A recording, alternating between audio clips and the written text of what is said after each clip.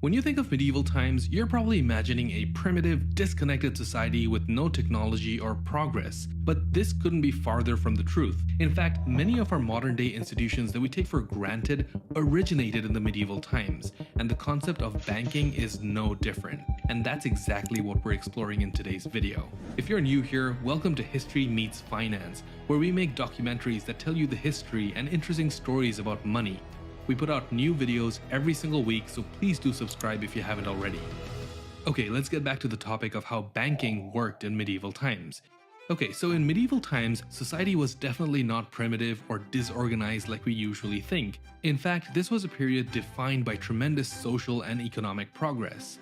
Take banking for instance. Concepts such as bankruptcy, bills of exchange, letters of credit, and other more sophisticated forms of finance emerged in medieval times.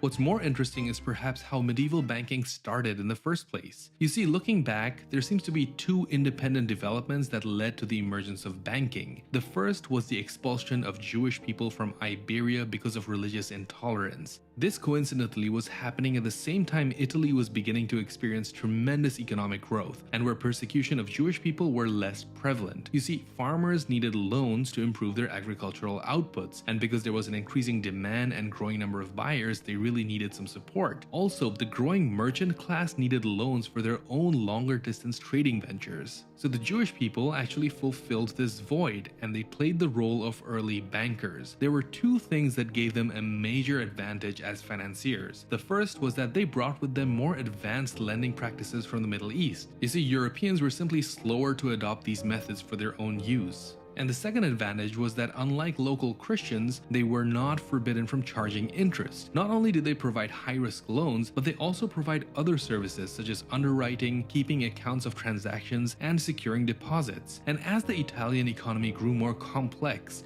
bankers progressed from being creditors to being intermediaries between two trading parties. Christian merchants themselves at this point were starting to join the practice. They started making use of loopholes, and they lessened the religious restrictions on charging interests. The process kind of went like this. A party would deposit his money against a bill, which was a written contract confirming the date and condition it must be paid to the other party. So this was a very common practice back then. Later on, this also came to include bills of exchange without any set conditions. In other words, checks or bank drafts as we know them today. So the industrious Jewish people who moved to Italy were actually helping facilitate all of this stuff. And as this took place in Italy, further north, another form of banking was emerging that involved knight orders. You see, the Crusades had resulted in a need to transfer large amounts of money across great distances. So, moving large quantities of gold and silver, especially in those times, was highly impractical. There was a high chance of being robbed and even murdered. Moreover, there was also a problem with currency conversion. In far-off lands, it would have been very difficult to find a trustworthy money exchanger capable of converting such vast amounts of money at local currencies at a fair value. These issues were resolved with knight orders, such as the Knight Templars taking the role of financiers. This made sense at the time. You see, knight orders were trusted to be credible. They had fortified holdouts scattered all over Europe, and they had the riches to make up long-distance transactions possible. So if a person wanted to move his money across a large distance, he could simply deposit his money in one of the knight order's nearest locations, and it would be transferred to another location. So this is reminiscent of what a Western Union might look like today. They would issue him a demand note.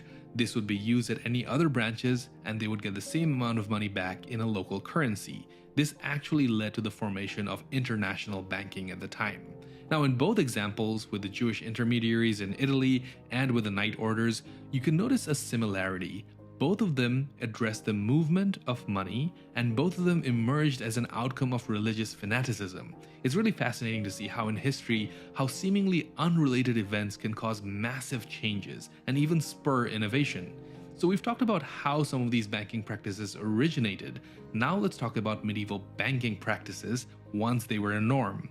So we'll look at day-to-day practices of medieval bankers. A question that might come to mind is, how did medieval bankers manage to keep reliable records of all their transactions and prevent fraud? I mean, records could be forged, people could lie, accounting errors could be made, and all sorts of other issues could play out. To prevent this, medieval bankers employed a number of various techniques, the most common of which was double record keeping. This means that each transaction would be recorded in separate accounts, debit and credit, and to ensure that it is free of error, the accounts would be balanced, which means checking if their separate sums were equal or not. And this was a pretty reliable method for medieval bankers to avoid errors. Another use was the use of chirography. This involved writing a document in 2 or 3 duplicates on the same parchment. After a transaction was agreed upon, the copies were separated with irregular cuts known as indentures, and then at a later time, the records and the indentures on the copies could be compared to ensure authenticity. Now, what about long-distance money transfers? You might be thinking that this is one area where a risk of fraud could be very high, right? Well, not really. You see, night orders were actually a very tactful method, and they were used to prevent fraud with their transactions. You see, the content of the demand notes often carried encryption that only other order members could understand. In addition, they also employed trusted couriers to send the copy to the receiving branch, which they could then use to authenticate the depositor's demand note. And if there was still suspicion, they could simply demand a confirmation letter from the issuing branch to ensure that the demand note was genuine.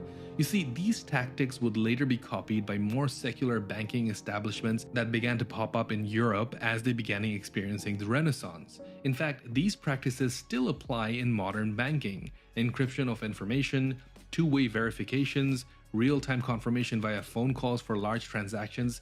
It's surprising to think that these practices actually originated from medieval banking systems. So you can see that the medieval banking system played a pretty critical role in shaping the foundation of today's financial systems. A lot of our practices are still medieval, only that they're done with more sophisticated technology and more sophisticated processes. What's even more fascinating is the story of bankruptcy and how that worked in medieval times. I actually made a video about bankruptcy in medieval times, so check it out here, and please do subscribe if you haven't already. It helps me out a lot. Thanks so much for watching, and I'll see you on the next one.